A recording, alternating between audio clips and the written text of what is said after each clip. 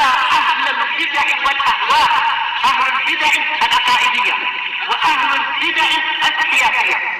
أنا أقول بيننا وبينكم السلف، بيننا وبينكم الكتب، كان فيقول البدع بيننا وبينكم. Bismillahirrahmanirrahim. Alhamdulillah hamdan katsiran tayyiban mubarakan fih kama yuhibbu rabbuna wa yarda. Asyhadu an la ilaha illallah wahdahu la syarikalah wa asyhadu anna Muhammadan 'abduhu wa rasuluh. Nabiyullah wa khaliluh sallallahu alaihi wa ala alihi wa sallama tasliman mazida la nabiyya ba'dah. Ikhwani fid din, a'azzani wa azzakumullah wa barakallahu fikum. Kita lanjutkan bacaan terhadap kitab Fathus Salam bi Muhimmati Ahkam Siyam, yaitu pembahasan seputar puasa at-tatawwu', itu puasa sunnah. Bahwasanya puasa sunnah atau puasa secara global memiliki keutamaan dan keistimewaan serta balasan yang mulia yang sudah kita lewati pada pertemuan yang sebelumnya. Sekarang kita akan memasuki yang berikutnya, hadis yang berisikan tentang semangatnya para sahabat di dalam menjalankan suatu ibadah. Namun perlu diingat, hadis ini masyhur, sahih, sering antum dengar, yaitu hadis yang berisikan tentang kisah 3 orang yang bersumpah ingin puasa terus, tidak buka, atau hadis yang berisi tentang semangatnya para sahabat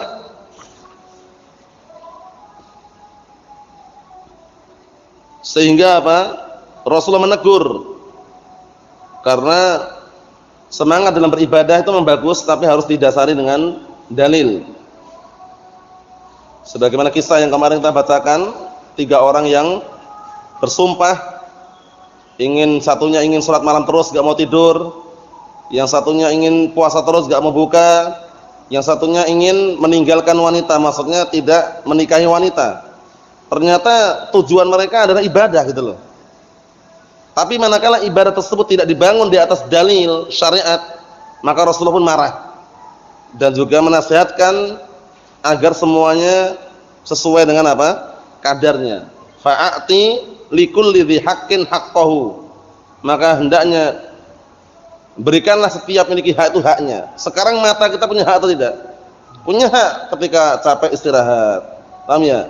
Kemudian badan kita punya hak atau tidak? Punya hak ketika letih, butuh istirahat. Jangan diporsir untuk apa? Ibadah yang melebihi kadarnya. Paham ya? Ibadah bagus, memperbanyak ibadah tidak ada larangan, tapi memperbanyak ibadah dalam kondisi membebankan dirinya dengan suatu beban yang tidak dibebankan syariat itu dicela dalam syariat ini. Naam, jadi tidak terpuji walaupun kelihatannya kebaikan. Kita lihat aja hadisnya barakallahu fiik mengenai orang yang dia ternyata mampu puasa dia. Sampai Rasulullah barakallahu fiikum di akhir hadis mengatakan la afdala min dzalik, enggak ada yang lebih afdal lagi daripada puasa Daud. Kita lihat An Abdullah bin Amr bin As radhiyallahu anhuma, sahabiyun jalil. Abdullah ibnu Amr ibnu As radhiyallahu anhuma, sahabat yang mulia, beliau digelari dengan abidus sahabah, ahlu ibadahnya para sahabat. Sampai suatu ketika karena semangatnya ibadah, Rasulullah menegurnya, mengatakan, "Ya Abdullah, la takun misla fulan kana yaqumul lail fataraka qiyamil lail, fataraka qiyamal lail." Wahai Abdullah, kamu jangan seperti si fulan itu. Si fulan itu dulu salat malam, sekarang meninggalkan salat malam. Kira-kira sebabnya tahu enggak? Sebabnya karena terlalu takalluf, membebankan diri di dalam ibadah tersebut sehingga tidak bisa berjalan lama gitu loh. Orang kalau mau continue istimrar itu dalam amalan semampunya. Paham ya? Taruhlah antum ketika selain Ramadan mampunya hanya salat malam qiyamul lail, tahajud plus witirnya cuma 3 rakaat, enggak masalah, tapi continue. Paham ya? Ahabbul a'mali ila Allah azza wa jalla madawa masahibuhu wa in qalla.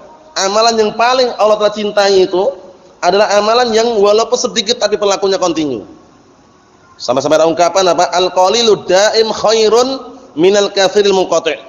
Al-qalilu ad-daim khairun minal katsiril munqati'. Sedikit tapi continue itu lebih baik daripada banyak tapi terputus-putus.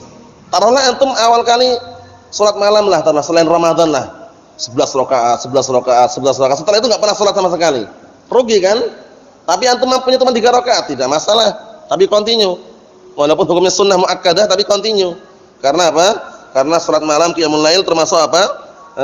Barakallahu fikum kebiasaan orang-orang saleh. Naam.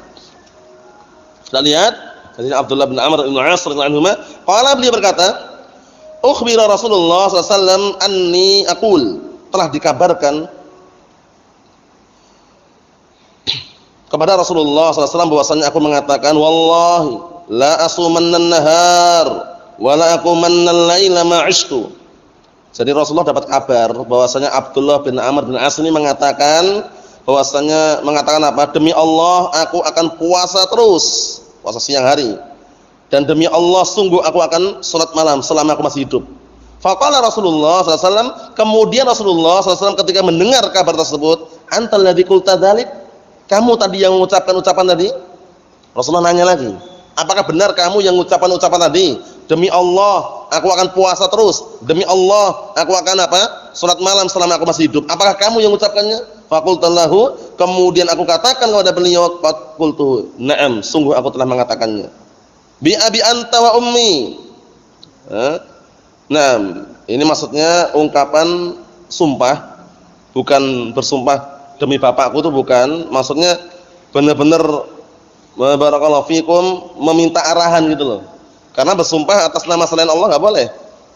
Demi bapakmu, demi mbahmu, demi rumahmu, demi tanah airku enggak boleh. Paham ya? Demi negeriku enggak boleh. Paham ya? Nah, demi komandanku enggak boleh. Paham ya? Jadi kalau bersumpah atas nama Allah Ta'ala, "Man kana halifan falyahlif billah." Barang siapa yang bersumpah maka hendaknya dia bersumpah dengan menyebut nama Allah. Wallahi, billahi, tallah. Jangan antum bersumpah demi mbahmu, jangan. Demi bapakmu jangan, demi anakku jangan. Adapun kalau dalam hadis yang sering antum dengar, demi zat yang jiwaku berada di tangannya, itu maksudnya demi Allah maksudnya. Nah, jiwa kita berada di tangan siapa? Berada di tangan Allah Ta'ala, sehingga makna walladzi nafsi biyadihi, demi zat yang jiwaku berada di tangannya, maksudnya demi Allah. Paham ya? Jadi bersumpah harus dengan nama Allah, ya kan? Man kana halifan falyahlif billah. Barang siapa yang bersumpah maka hendaknya dia bersumpah dengan menyebut nama Allah Subhanahu wa taala. Cuman alat yang digunakan untuk sumpah, kalau hurufnya itu 3 saja masyhurnya. Wawu, ba, sama ta. Wallahi, billahi, Allahi. Jadi kalau atau mau pakai bahasa Arab, wawu, ba sama ta tadi itu. Wallahi demi Allah, tallahi demi Allah, billahi demi Allah. Enggak boleh menggunakan huruf-huruf yang lain. Antum mau sumpah 'alallahi enggak boleh. Fillahi enggak boleh. Wawu, ba, ta. Nah, itu hurufnya. Namanya huruful qasam. Kemudian Rasulullah mengatakan demikian, dan akhirnya Abdullah bin Amr bin As menjawab, "Iya benar, aku sudah mengatakan seperti itu." Nah, jadi dia benar-benar bi abi anta wa ummi, benar-benar aku mengucapkan seperti itu ya Rasulullah. Qala fa innaka la tastati' dzalik. Rasulullah mengatakan kamu tidak akan mampu gitu loh. Karena apa? Karena orang namanya puasa terus kan berat. Orang salat malam terus enggak tidur, berat juga kan? Rasulullah mengatakan kamu tidak akan mampu. Fasum wa aftir, puasalah kamu dan bukalah. Wa qum wa nam, salatlah malam dan juga apa? Salat malamlah kamu dan juga tidurlah. Kenapa? Karena ada hak di situ. Kita enggak boleh meninggalkan hak yang lain. Hak mata ditidurkan, diistirahatkan ketika sakit atau capek misalkan. Seperti itu kan? Naam.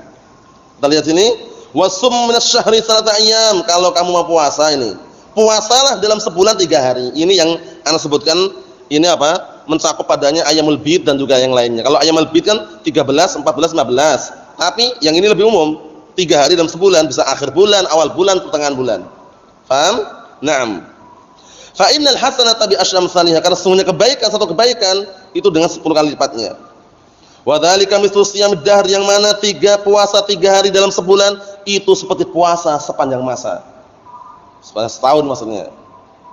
Qultu, kemudian aku katakan, fa inni utiku afdal min dzalik. Abdullah bin Amr bin As mengatakan, "Ya Rasulullah, aku bisa mampu. Aku mampu lebih afdal dari itu." Maksudnya kan Rasulullah ngarahkan, kalau kamu puasa 3 hari dalam sebulan. Akhirnya Abdullah bin Amr mengatakan aku mampu untuk melakukan yang lebih dari itu gitu loh. Paham ya? Kita lihat lagi. Qala fasum yauman wa aftir yaumain. Paham ya? Nah, kalau begitu kamu puasalah sehari dan bukalah 2 hari. Senin, Kamis. Ya kan? Senin berpuasa, ya kan? Selasa, Rabu buka, Kamis puasa. Paham ya? Nah, seperti itu. Qultu utiqu Abdul bin Dzalik. Abdullah bin Amr mengatakan lagi, aku mampu untuk melakukan lebih afdal dari itu lagi. Jadi semangatnya luar biasa ya. Nah, faqala fasum yauman wa aftir yauman. Kalau begitu puasalah sehari, bukalah sehari. Puasa apa namanya? Daud. Fadzalika mithlu siyami Daud. Yang demikian itu seperti puasa Daud. Wa huwa afdalus siyam. Yang mana puasa Daud itulah puasa sunnah yang paling afdal. Fakultu, kemudian aku katakan, inni utiku afdal min dzalik. Bayangkan itu. Abdullah bin Amr bin As memang luar biasa, digelari abidus sahabat, ahlu ibadah sahabat karena semangat luar biasa. Masih mengatakan, "Ya Rasulullah, aku kuat untuk melakukan lebih dari itu. Mampu untuk melakukan lebih dari itu." Apa kata Rasulullah sallallahu alaihi wasallam? Qala la afdala min dzalik. Enggak ada yang lebih afdal daripada itu. Jadi kalau mau puasa sunnah, puasa harian, puasa sunnah yang paling afdal ya puasa Daud ini. Enggak ada yang lebih afdal lagi. Naam. Wa fi riwayatin la shauma fawqa shaumi Daud syatr dahr sum yauman wa aftir yauman. Dalam riwayat yang lain tidak ada puasa yang di atas puasa Daud. Naam ya. Naam barakallahu fikum. Naam dalam kurung setengah tahun puasalah sehari dan bukalah sehari. Puasa Daud. Puasa sehari, buka sehari. Naam. Maksudnya sehari puasa, sehari tidak gitu ya. Kita lihat lagi. Hadis ini disebutkan dalam rangka apa? Menyebutkan tentang betapa besarnya amalan-amalan ibadah, di antaranya ada puasa at-tatawwu', Naam. Berikutnya kita lihat lagi yang dijelaskan oleh Asy-Syaikh Abdul Hamid waffaqahullah. Yaitu di sini sebutkan kisah yang sudah kami bacakan pada pertemuan yang telah lalu.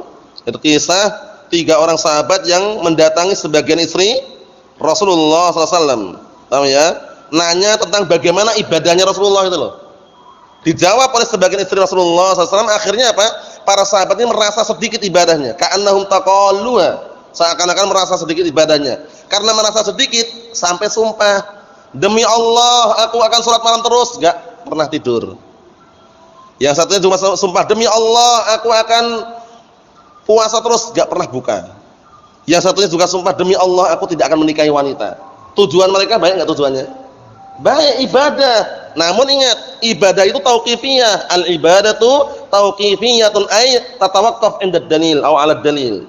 Paham ya? Nah, artinya apa? Ibadah itu tauqifiyah. Apa tauqifiyah itu? Terhenti di atas dalil. Ya kan? Nah, wa kullu fi'li ta'atin mahdhuru, khairul ladzi fi syar'ina madhkuru. Itu pantunnya bagus sekali itu. Wa kullu fi'li ta'atin mahdhuru, khairul ladzi fi syar'ina madhkuru. Artinya apa? Setiap perbuatan ibadah ketaatan itu dilarang aslinya hukum asalnya. Sampai yang disebutkan di dalam syariat. Jadi harus antum hafal 2 kaidah ini. Hukum asal tradisi, adat istiadat boleh. Sampai datang dalil yang mengharamkannya. Yang kedua, hukum asal ibadah haram. Sampai datang dalil yang mensyariatkannya. Jadi 2 kaidah ya. Al-aslu fil 'adah mubah hatta ya'ti dalil 'ala tahrimiha. Paham ya? Hukum asal tradisi, adat istiadat boleh-boleh saja sampai datang dalil yang mengharamkannya. Yang kedua, wal aslu fil ibadah, dan hukum asalnya ibadah apa? Naam barakallahu fikum mahdhurah atau muharramah. Hukum asal ibadah diharamkan hatta ya'ti dalil 'ala syar'iyyatiha. Sampai datang dalil yang mensyariatkannya. Contohnya sekarang antum, salat ibadah bukan, Pak? Ibadah lah kalau salat zuhur 5 rakaat. Haram enggak? Haram enggak? Haram karena harus syariatkan. Salat zuhur syariatnya 4 rakaat. Nah, dia salat zuhur 5 rakaat. Haram. Oh ya, seperti itu. Antum melihat orang-orang yang merayakan Maulid Nabi, merayakan acara Isra Mi'raj, halal bil halal atau semisalnya, tujuan mereka ibadah bukan tujuannya? Ibadah. Haram enggak? Haram karena enggak ada dalilnya. Paham ya? Sampai datang dalil yang mensyariatkan baru. Paham ya? Nah, itu penting sekali kaidah tadi ya. Nah, kalau yang untuk masalah tradisi sudah kita lewati, wal aslu fi adatinal ibahah. hatta yadhi'a shariful ibahah. Hukum asal tradisi itu boleh-boleh saja sampai datang dalil yang memalingkan dari pembolehan tersebut. Kalau yang ibadah, apa yang ibadah tadi? Na barakallahu fikum wa kullu fi'li ta'atin mahdhuru ghairul ladzi fi syar'ina madhkuru. Setiap perbuatan ketaatan diharamkan kecuali yang disebutkan dalam syariat kita. Paham ya? Itu dua kaidah penting sekali biar antum enggak keliru gitu ya. Enggak keliru. Adatnya di sini itu kalau orang meninggal dunia ya tahlilan. Ya 7 hari, 100 hari, 1000 hari nanti pasang apa batu nisan. Itu adat sini. Nah, boleh enggak kita ngikuti adat seperti itu? Tidak boleh karena berseberangan dengan syariat. Wa illa pada asalnya kalau suatu tradisi atau adat itu tidak ada kaitannya dan tidak berseberangan dengan syariat, boleh. Adatnya orang-orang mau di Jawa, luar Jawa bikin ketupat. Kalau Idul Fitri. Sama aja sini juga sama kan? Ketupat. Lauknya apa? Opor. Atau yang lainnya. Intinya itu tradisi yang sudah menjadi kebiasaan dan itu enggak ada keyakinan tersendiri kan? Selama ini antum ada enggak keyakinan lain di situ? Kalau makan opor sama ketupat di Idul Fitri diampuni dosanya ada kayak gitu? Enggak ada, cuman biasa kan, adat kan, tradisi kan, itu boleh gitu loh. Kecuali kalau ada keyakinan baru diharamkan karena apa? Karena melanggar syariat. Paham ya seperti itu ya? Nah. Jadi perlu dikondisikan karena dalam masalah ibadah itu ada 2 barometer. 2 ukuran dalam ibadah. Antum mau beribadah, kita mau beribadah, diukur dulu. Barometer secara batin, barometer secara apa? Zahir. Kalau barometer ukuran yang batin, innamal amalu binniyat. Semua amalan tergantung dengan niatnya. Kalau barometer ukuran yang zahir, man amila amalan laisa alaihi amruna fahuwa raddun. Barang siapa yang beramal suatu amalan yang tidak ada tuntunannya dari kami, amalan tersebut tertolak. Dilihat lagi, ini amalan ibadah. Ikhlas enggak dia? 1. Mencocoki sunnah atau enggak? 2. Itu barometernya udah. Oh, ternyata mencocoki sunnah, tapi ikhlas enggak? Enggak ikhlas, ditolak. Wah, ini ikhlas ya orang ibadahnya. Sampai nunduk-nunduk ya orang ini ibadahnya. Tapi mencocoki sunnah enggak? Ditolak. Oh ya, antum lihat orang tahlilan itu sampai nunduk-nunduk kepalanya ini. Khusyuk luar biasa. Paham ya? Nah, ikhlasnya luar biasa, tapi apa? Tidak mencocoki sunnah, ditolak. Paham ya? Dikondisikan ya. Ahlus sunnah itu enggak pernah tahlilan, katanya cinta Rasul. Kita katakan kalian itu yang gagal paham. Ahlus sunnah itu tahlilannya syar'i. Tahlil itu kan kalimat la ilaha illallah. Antum setiap hari tahlilan atau tidak? Habis salat antum tahlilan enggak habis salat? La ilaha illallah wahdahu la syarikalah, lahul mulku wa lahul hamdu wa huwa ala kulli syai'in qadir. Tahlilan enggak itu? Tahlilan la ilaha illallah syar'i tapi. Paham ya? Kalau mereka tahlilannya tidak syar'i. Sampai-sampai Syekh Shalih Fauzan menyebutkan bagaimana keadaan orang sufi ya. Kalimatnya kalimat tauhid, kalimatul ikhlas, kalimatut taqwa, al-urwatul wuthqa la ilaha illallah, tapi mereka melantunkannya. Paham ya? Mereka mengucapkannya tidak sesuai dengan dalil. Antum lihat kalau perkumpulan malam Jumat Kliwon atau semisalnya itu ya. Itu kalau di awal malam itu masih semangat semua itu ya. Itu nanti apa biasanya bikin halqah bulat itu tengah makanan. Paham ya? Kemudian mereka bacanya di awal malam masih kompak. La ilaha illallah, la ilaha illallah. An-nafyu wal isbat. Iya, masih kompak itu. Nah, ini udah agak malam dikit. Nah, yang kanan an-nafyu, yang kiri isbat. La ilaha ini illallah. Ini la ilaha illallah. Kalau udah malam, udah mulai ngantuk-ngantuk itu ya. Nah, itu baru semua nanti barakallahu fiikum menggunakan dhamir munfasil huwa sudah. Sudah bukan la ilaha illallah hu. Sebutkan itu. Huwa. Lah huwa itu artinya apa? Dia. Dia itu ada atau enggak itu loh. Oh, dia. Dia siapa? Dia itu ada atau enggak itu loh. Ini sebutkan ya di kitab-kitab para ulama mengenai keadaan orang sufiah seperti itu. Allahul musta'an. Kalau kita kan syar'i, ya kan habis salat wajib kan ada zikir kan? Setelah itu baca subhanallah 33 kali, ya enggak? Alhamdulillah 33 kali. Allahu akbar berapa? 33 kali, digenapi 100 dengan apa? La ilaha illallah wahdahu la syarikalah, lahul mulku wa lahul hamdu wa huwa ala kulli syai'in qadir. Tahlilan. Ya enggak? Ahlus sunnah itu enggak pernah memperingati Isra Mi'raj. Kalian yang enggak pernah ikut belajar. Ya, karena tujuannya seperti itu. Kita kalau belajar sejarah, sirah nabawiyah, ada enggak tragedi Isra Mi'raj itu? Ada, cuman pada waktunya kita jelaskan. Bukan memperingati dengan cara yang bid'ah. Kan itu. Jadi semuanya itu Ahlus sunnah itu menerapkan di awal permulaan. Cuman dengan cara yang syar'i gitu loh. Paham ya? Jadi kalau antum dibilang enggak pernah tahlilan jangan mau. Paham ya? Kita baca kalimat tauhid, tahlilan tapi syar'i gitu loh. Paham ya? Nah, seperti itu. Ikhwani fid din, azza wa jazakumullah wa barakallahu fikum. Nah, ketika sumpah tersebut langsung Rasulullah mengatakan apa? Antumul ladzina qultum kadza wa kadza. Kamu atau kalian yang mengucapkan seperti ini, marah beliau. Marah beliau. Nah, barakallahu fikum, karena mereka bersumpah mau salat malam terus, enggak mau tidur. Satunya mau apa? Puasa terus, enggak mau buka. Satunya enggak mau nikahi wanita. Kemudian di akhir hadis Rasulullah mengatakan, "Lakinni asum wa uftir wa usalli wa anam wa amassun nisa," maksudnya menikahi wanita. "Faman raghiba an sunnati falaysa minni."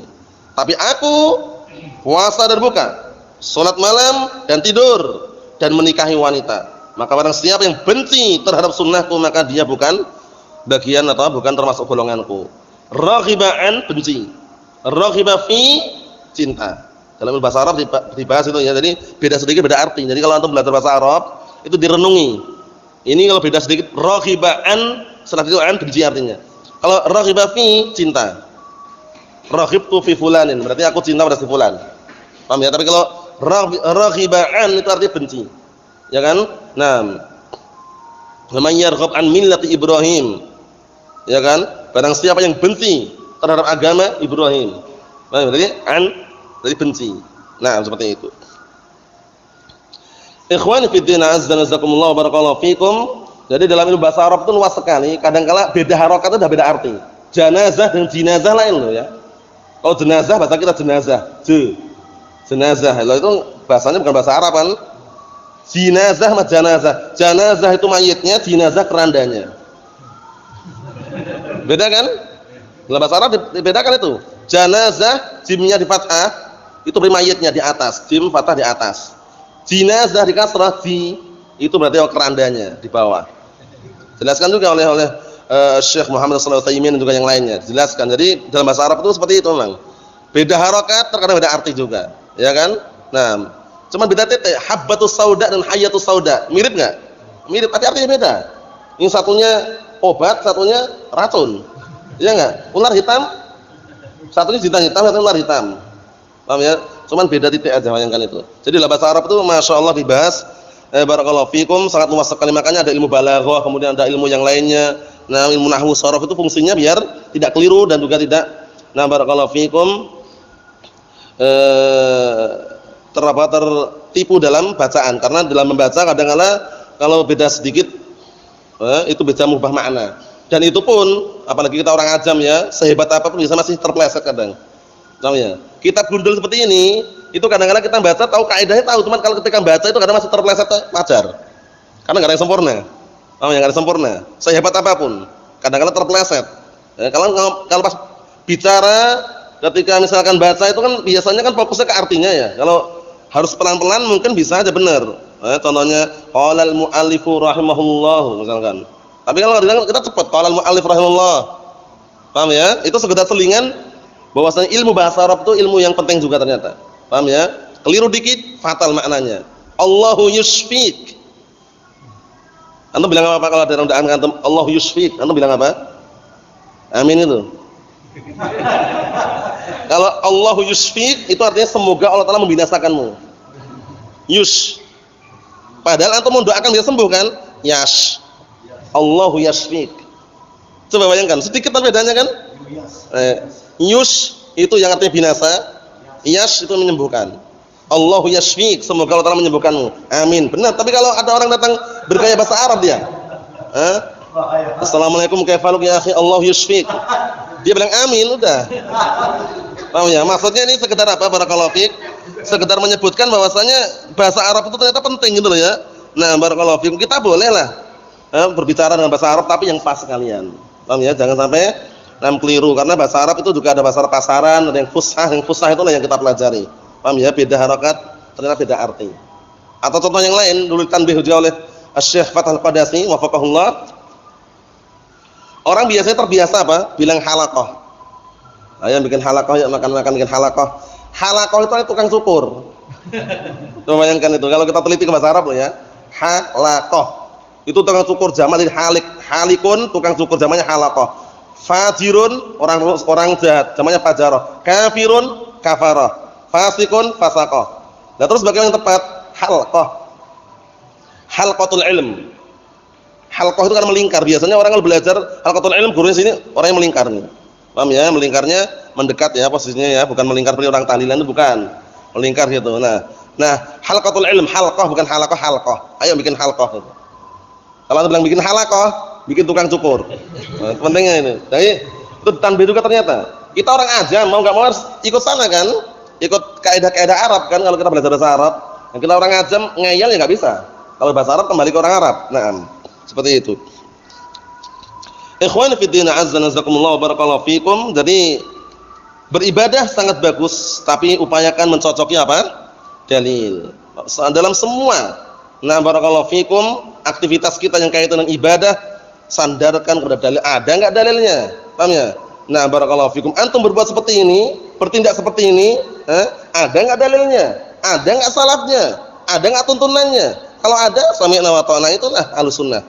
Bukan ana cuma ngikutin mbah-mbah kami dahulu. Mbah yang mana dulu? Kalau mbah-mbah yang tidak jelas jangan diikutin. Paham ya? Nah, kita sudah punya salaf. Siapa salaf kita? Para sahabat, tabi'in, asba'ut tabi'in, itulah salaf kita. Paham ya?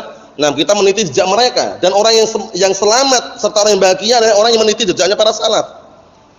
Sama-sama berkata Imam Al-Hafidz Ibnu Hajar Al-Asqalani rahimatullah alaih, beliau mengatakan dalam Fathul Bari, "Fas-sa'idu man tamassaka bima kana 'alaihi salaf wajtanaba ma ahdatsahu al-khalaf." Orang yang bahagia itu orang yang berpegang teguh dengan jejaknya para salaf, bukan ngikuti orang belakangan.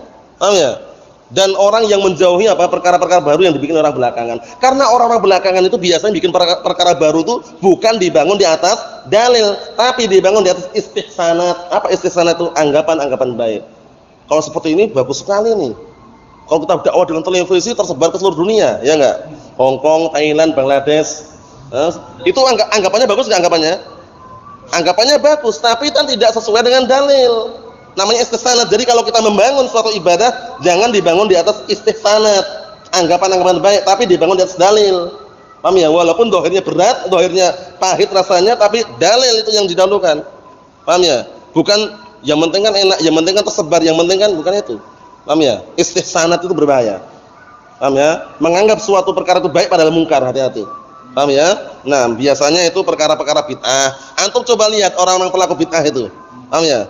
Nah, secara global pelaku bid'ah hampir semuanya kalau suruh tobat sulit. Makanya ada suatu riwayat yang menyebutkan bahwasanya Allah Taala tidak menerima tobatnya pelaku bid'ah. Maksudnya apa? Tidak memberikan hidayah untuk segera tobat. Sulit. Karena mereka menganggap bid'ahnya itu ibadah. Pak, Maulid Nabi haram, Pak. Siapa bilang? Maulid Nabi itu ibadah, memperingati bagaimana Rasulullah dahulu dilahirkan. Sudah menganggap ibadah sehingga sulit tobat. Beda dengan pelaku maksiat. Kalau pelaku maksiat enggak pernah antum dengar dari telinga antum atau orang mengatakan maksiat itu ibadah. Orang minum khamr, mabuk-mabukan, mabuk itu haram, Pak. Mabuk itu ibadah kok. Ada enggak kira-kira? Makanya kebanyakan pelaku maksiat itu lebih cepat bertobat. Paham ya? Tapi kemaksiatan yang sulit untuk bertobat kebid'ahan ini. Jadi dihindari barakallahu fiik. Dalam masalah ibadah itu tauqifiyah, itu dibangun di atas Al-Qur'an dan As-Sunnah, metode-metode, tata cara, prinsip jalan di dalam belajar, mengajarkan, berdakwah, itu pun upayakan adalah landasan dalilnya. Papan tulis zaman Rasulullah enggak ada. Bid'ah berarti kita katakan, tapi kan ada ada istinbat dalil. Waktu itu Rasulullah menggariskan suatu garis di hadapan siapa? Abdullah bin Mas'ud. Biar paham tujuannya. Lah papan tulisnya mirip. Digunakan biar orang paham kan? Khattalana Rasulullah khattan. Suatu ketika Rasulullah menggariskan suatu garis. Kemudian wa khattalana khututan ukhra. Kemudian menggariskan kepada kami garis-garis yang lain. Setelah itu membacakan ayat wa anna hadza sirati mustaqiman fattabi'uhu wa la tattabi'us subul fatafarraqu bikum an sabilihi. Dikiaskan papan tulis boleh. Paham ya? Tapi kalau enggak ada dalilnya, la dari Al-Qur'an wala dari As-Sunnah, dijadikan metode, cara dalam mengajarkan, cara dalam mendidik, cara dalam belajar, cara dalam berdakwah, kok tidak ada salafnya, kemudian enggak ada dalilnya, enggak ada sandarannya, hindari. Kalau cuma dibangun di atas istihsanatnya enggak. Istihsanat itu biasanya kebanyakannya tidak sesuai dengan dalil, cuman anggapan-anggapan baik. Kalau seperti ini bagus nih. Apalagi zaman modern, zaman teknologi canggih, zaman medsos. Paham ya? Ini kalau di setiap ada taklim di live streaming bagus. Nanti dia jadikan konten di YouTube cari uang. Bagus nggak anggapannya? Anggapannya bagus, tapi kan maksiat. Nggak pernah Rasulullah dakwanya tersebar ke seluruh dunia itu menempuh cara maksiat, nggak pernah. Itu penting ya. Jadi ingat, antum atau kita berdakwah semampunya, tapi jangan pernah menempuh cara maksiat. Paham ya? Nah, Rasulullah tuh lihat dakwahnya ke seluruh dunia. Pernah nggak dinukilkan menempuh cara maksiat? Nggak pernah. Kadang beliau dipukul, kadang diajak, dicaci maki, itu wajar. Orang dakwah kok nggak mau dicaci maki. Orang dakwah kok diajak takut, minder, nggak dakwah lagi, nggak jadi, nggak jalan. Nabi Nuh alaihissalam loh, dakwahnya berapa tahun? Kurang lebihnya 950 tahun berdakwah. Pengikutnya banyak atau sedikit? Sedikit. Apakah dikatakan gagal dakwahnya? Tidak. Hati-hati. Nabi Nuh dakwahnya gagal. Kenapa? Masa berdakwah 950 tahun nggak ada pengikutnya? Karena para nabi dan rasul dakwahnya bukan mencari pengikut, tapi mencari wajah siapa? Allah Subhanahu wa taala. Dinukil dalam suatu riwayat, "Wan nabiyyu laisa ma'ahu ahad." Ada nabi yang enggak punya pengikut, nabi betul. Lah kita ini siapa coba bayangkan? Ya, nah barakallahu fikum. Bukan nabi wala rasul wala sahabat wala tabi'in wala atba tabi'in, kita jauh dari zamannya atba tabi'in. Makanya jangan sok wah berdakwah biar pengikutnya banyak, akhirnya menggunakan cara maksiat. Jangan. Rasulullah jadi contoh. Ya, jadi contoh ya. Nah barakallahu fikum. Jadi jangan pernah terpetik di benak kita berdakwah hanya ingin mencari pengikut, jangan. Paham ya? Buka pondok ya, dibatasi santrinya 30 orang misalkan. Nah, kalau cuma 3 orang enggak mau ngajar itu keliru. Alasannya apa? 30 orang itu karena kalau per orang 100.000, sebulan berapa berarti? 3 juta kan? Banyak sudah. Tapi kalau 3 orang baru 300.000. Itu kalau orang berdakwah mencari harta seperti itu. Enggak mau dia 3 orang ngajarin, enggak mau. Paham ya? Anak ketika ngisi daurah di mana ya waktu itu? Di Kalimantan, daerah Sampit itu. Yang datang berapa orang tahu enggak? Bukan ratusan, bukan ribuan, 3 orang. Masya Allah. Anak ya udah diumumkan, disiarkan juga, tapi Ahlussunnah sedikit di mana-mana ya. Apalagi yang benar-benar kokoh meniti jejak para salafus salih kan berat sedikit. 3 orang datang, tak ajarin bismillah. Karena kita bukan mencari uang gitu loh. Paham ya?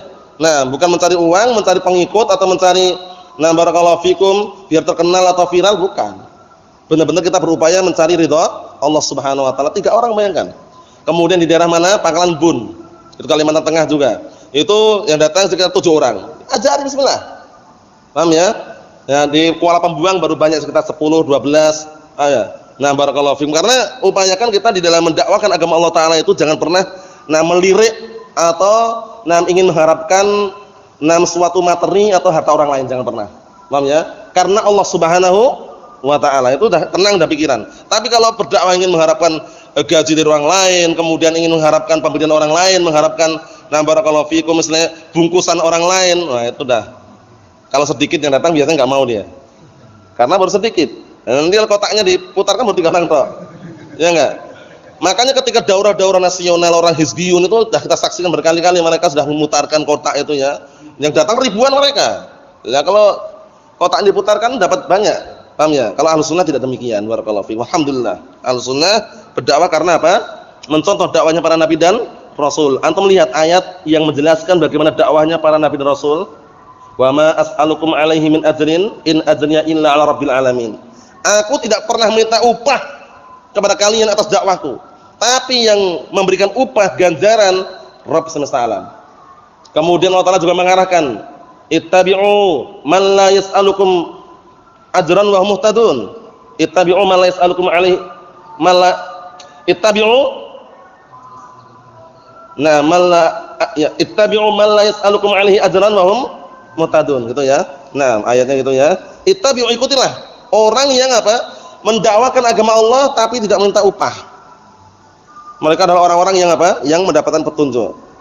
Seperti itu. Jadi kalau barakallahu fikum mendakwakan agama Allah SWT jangan pernah mengharapkan apa? Upah dari orang lain atau mengharapkan materi orang lain, tapi harapkanlah wajah Allah Subhanahu wa taala. Tenang pikiran sudah. Paham ya? Itu mau dimanapun nanti suatu ketika buka pondok pesantren bisa gratis. Paham ya? Nah, bisa gratis. Lah kalau nggak bisa bagaimana? Kalau cuma punya 3 orang, 3 orang nggak masalah, tapi kan nggak takaluf. Paham ya? Nah, yang takaluf itu yang dilarang. Berani nampung banyak tapi harus apa? Minta uang gedung. Uang pendaftaran. Kalau nggak diterima, nggak balik uang pendaftarannya.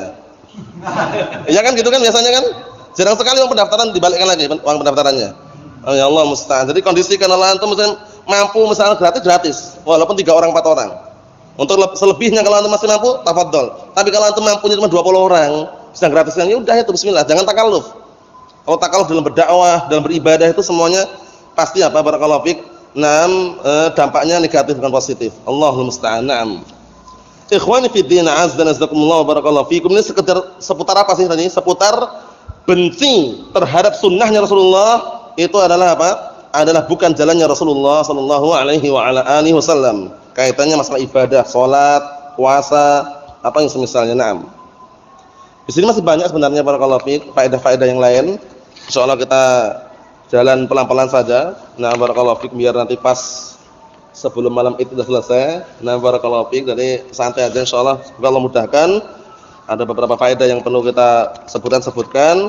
Ada pertanyaan bisa ditanyakan nanti. Nah, barakallahu fikum. Nasallaha as-salamata wal afiyah. Walhamdulillahirabbil alamin.